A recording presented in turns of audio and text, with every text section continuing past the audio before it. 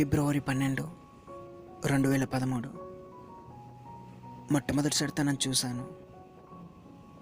మనం 100 మందిని చూసినప్పుడు అందరినీ ప్రేమించాలనిపిస్తుందేమో, కానీ ఒక్కరిని చూసినప్పుడు మాత్రం వాళ్ళతో కలిసి బతకాలనిపిస్తుంది. ప్రేమ అంటే కోరిక, ప్రేమించిన వారితో పెళ్ళి అంటే ఆశయం. కోరుకున్నది దక్కితే కొన్ని రోజుల మోజు, అదే ఆశయం దొరికితే జీవితాంతం హాయిగా ఉంటాం. నేను ఆశపడ్డాను, దక్కింది, హ్యాపీగా ఉందామనుకున్నాను. కానీ తనది కోరిక అని తెలుసుకోలేకపోయాను, దూరమైంది. దానికి కారణం పేదరికం. అప్పటికి చెప్పాను తనకు నేను పేదోన్నని, కానీ కొన్ని ఎపిక్ డైలాగ్స్ ఉంటాయి కదా,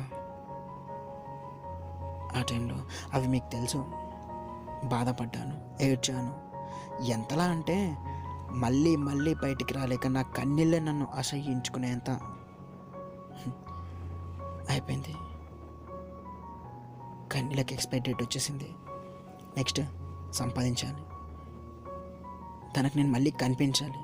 70 ఏళ్ళ వయసులో అయినా పర్లేదు, మళ్ళీ తనకు కనిపించి హక్ చేసుకొని ఐ మిస్ యూ అని చెప్పాలి.